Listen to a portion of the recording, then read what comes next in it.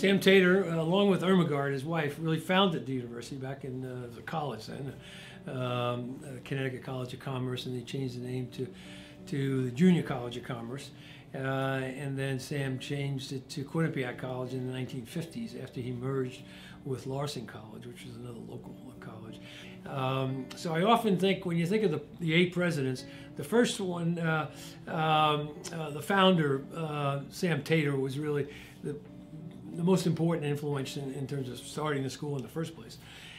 Neil Saline, the 3rd president, is the one who moved the college from a single building down on Whitney Avenue, just down from here across Lake Whitney, and he moved it to this campus. So he's the one, the president, when the board purchased the 100 acres that became the Mount Carmel campus here.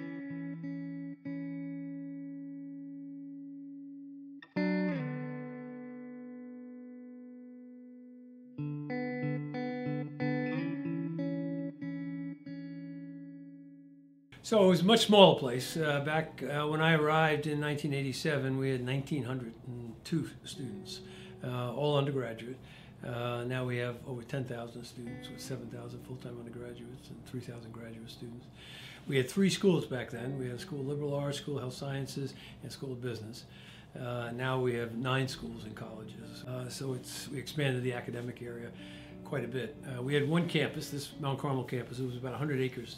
Now it's about 250 contiguous acres.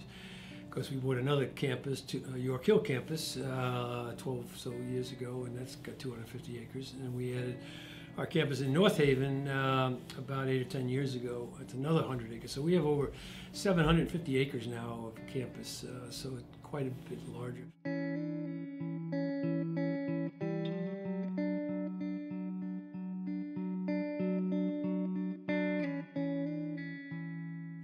Budget back then was about $12 million. Today it's a $500 million a year. Our endowment was about $3 million. Today it's over $500 million endowment. So I would say Quinnipiac. We were also mostly then local. We were about 80% of our students came from Connecticut back then in '87, and now almost the reverse is true. 78% of our students come from outside of Connecticut. So we basically went from being a small local college here in Connecticut to transformation into a major national university with national recognition for a broad range of ideas.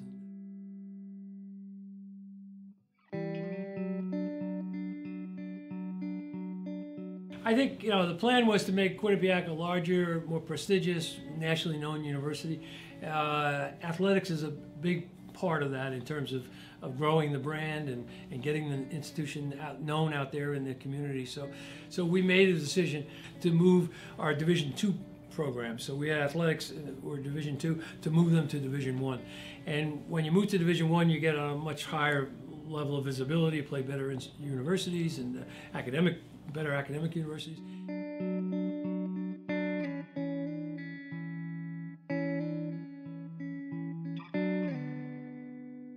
It took us a year to come up with the Bobcats, but I think now, 10 years into it, I think the Bobcats has worked for us. I like the fact that they were a fierce little animal. Pound for pound, a Bobcat is about as tough an animal as you have out there in the animal kingdom. They were also indigenous to Connecticut, so they're in Connecticut. They're nocturnal, so you don't see a whole lot of them. And the other thing it had going for it, the Bobcat, I wanted both the symbol, but I wanted a mascot, so that would lend itself to it. So Boomer the Bobcat became our symbol.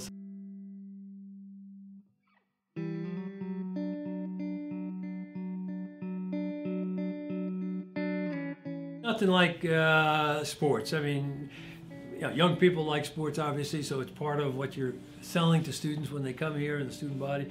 But we're a sports crazy country. But athletics are a big part of a university, a student community. It adds a lot of excitement, a lot of fun to college or university. But it also is one of the best vehicles for communicating to the broader public that you're a great university, and while they might be watching an athletic event, we're also communicating, hey, we have a great College of Arts and Sciences, we have a medical school, we have a law school, and this and that. So Division I athletics, moving that up to the Division I level was very much part of this kind of total marketing plan that we had to grow and expand Quinnipiac and to get it better known on a national basis. The big change that we've seen externally that you can see no matter who you are is the facilities. We have developed brand new lacrosse, soccer, field hockey complex, totally redid the rugby field, put them onto the old soccer field, made it regulation size, put new goalposts up for them and a new scoreboard.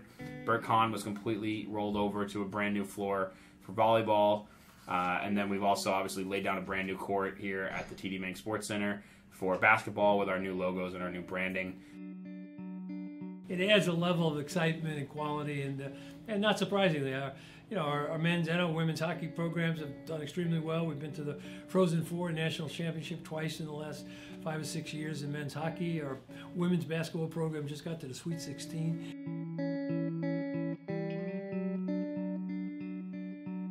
Coming into this role, it's something that's kind of natural to me because when I was a student here, I started the Spirit Group, which is the fan student support group. We started that my freshman year and built it up until I graduated, and we had a group of us that was really the core of it. It's great for me to see that group still going now that I'm here in this role because I can use those students to really continue to build the culture from the inside out. The student spirit is a big part of getting everyone else in the arena on board with the culture that we're building.